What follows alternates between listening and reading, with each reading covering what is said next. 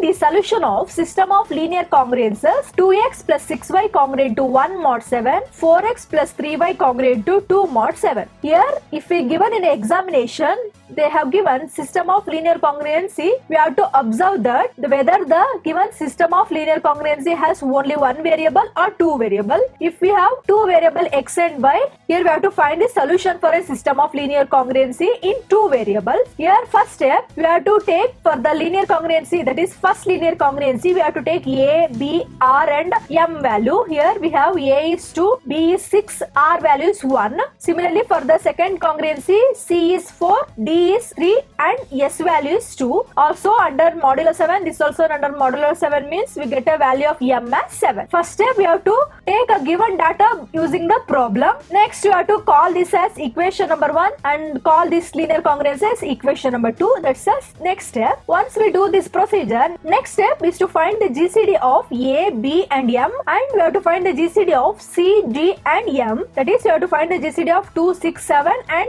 GCD of 4, 3, 7, that is equal to 1. We have to find the GCD of these two values 1. So first we have to find the GCD for 2, 6, 7 by this method. Here we have to find the divisors for 2, 6, 7 first. That is, divisor of 2 is 1 and 2. This is because 2 is a prime number. We already discussed in the previous videos how to find these values, that is to find the divisor value. Similarly, we have to find the divisor for 6. Here the divisors of 6 is 1, 2, 3 and 6 because 6 is divided by the value 1, 2, 3 and 6. Here 1 divides 6, 2 also divides 6, 3 divides 6 and the 6 divides 6. Therefore, the divisors of 6 is 1, 2, 3 and 6. Similarly, we have to find the divisor of 7. Here, since 7 is a prime number, the divisors of 7 is 1 and the 7 itself. So, after finding the divisors of 2, 6, 7, next step we have to find the common divisors in these three. Here, from these two, the common divisor is 1 and 2, here also 1 and 2, but 1 and 2 does not in the value 7 because the divisors of 7 is 1 and 7. So among these three, the common divisor is only 1. Therefore, we can conclude that the greatest common divisor for 2, 6, 7 is 1. In the similar way, we have to find the greatest common divisor for 4, 3, 7. So first you have to find the divisor of 4. Here the divisor of 4 is 1, 2 and 4. Similarly, we have to find the divisor for 3. Here since 3 is a prime number, the divisor of 3 is 1 and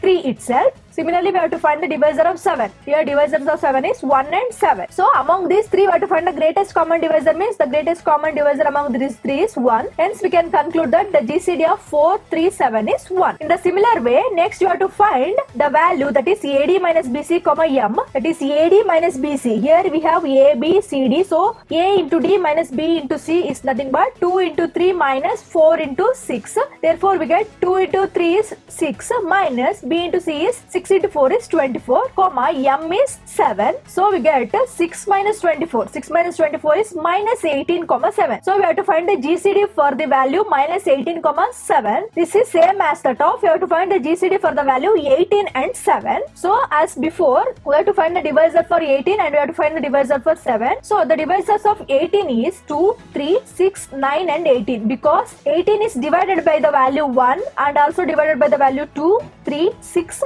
9 also divides 18 and also 18 also divides 18. Therefore, the divisors of 18 is 1, 2, 3, 6, 9 and 18. But to consider all the divisors which divide the value 18. Similarly, the divisor of 7 is 1 and 7. Among these two, the greatest common divisor is nothing but a GCD. That is, the GCD of 18, 7 is nothing but the GCD of minus 18, 7, which is equal to 1. So, once you obtain a GCD of AD minus BC, M as 1, also we have to verify that GCD value divides small letter m value. Obviously, AD minus BC, M value is 1. 1 divides 7. Satisfied. Therefore, we can conclude that the given system has unique solution. Once we've shown the system has unique solution, we have to find the value of x and y. That's the next step. So to find the value of x and y, we have to consider these two linear congruency as before. So we have to consider the two linear congruency, 2x plus 6y congruent to 1 mod 7, 4x plus 3y congruent to 2 mod 7. Here in these two congruency, we have to eliminate x value or y value first. So here we have 2x, here we have 4x, here we have 6y, here we have 3y.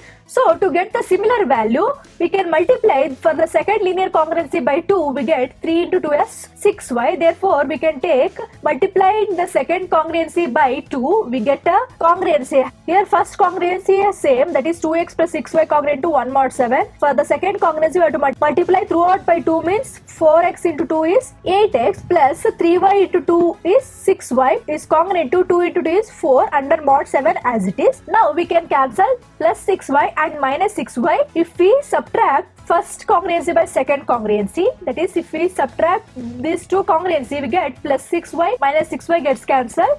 So we get a remaining value as plus 2x minus 8x, we get a value as minus 6x. This value becomes 0 is congruent to plus 1 minus 4 is minus 3 mod 7. Here we have negative sign. So to cancel this value, divide throughout by minus 3, we get a new congruency as if we divide throughout by minus 3 means minus 6 by minus 3 is 3 ones are 3 twos. So therefore we get plus 2x is congruent to minus 3 by minus 3 is 1 under mod 7 as it is. So we get a new congruency. For this we have to find the x value using the definition of congruence method. That is, we can take 2x congruent to 1 mod 7 as 7 divides 2x minus 1, or we can take this as 2x minus 1 which is equal to 7 into some integer k. So take minus 1 to the right hand side and 2 goes to the denominator. We get a value of x as 7k plus 1 divided by 2. That's the value of x. Next step, we have to find an integer value of x. That is, we have to substitute k value 0, 1, 2, 3 and we get a value of x that belongs to an integer z. So first step, put k is equal to 0. If you substitute k value 0 means 7 into 0 is 0 plus 1 by 2. So we get x is equal to 1 by 2. Obviously that does not belong to an integer z. So we have to put k is equal to 1. If you substitute k value as 1 means 7 into 1 is 7 plus 1 is 8. So we get x value as 8 by 2. 2 ones are 2 fours are. Therefore we get x is equal to 4 that belongs to an integer z. Therefore we can conclude that x is congruent to 4 mod 7 is a solution. So we get the x value as 4.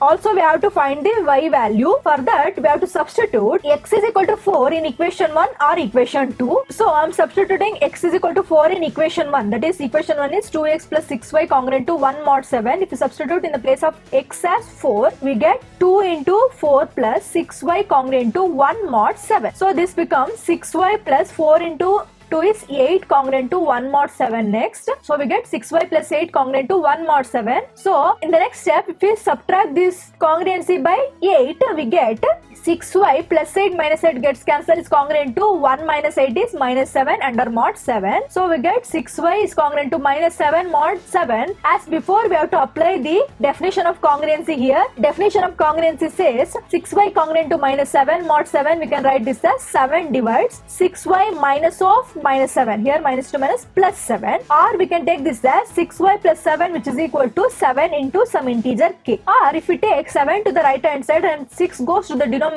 we get a value of y as 7k minus 7 divided by 6. Here plus 7 goes to the right hand side, that becomes minus 7. If we take the 6 to the right hand side, that goes to the denominator. So we get y value as 7k minus 7 divided by 6. That's the value of y. So once you obtain y value, we have to substitute k value as 0, 1, 2, 3. Then we have to find the integer value for y.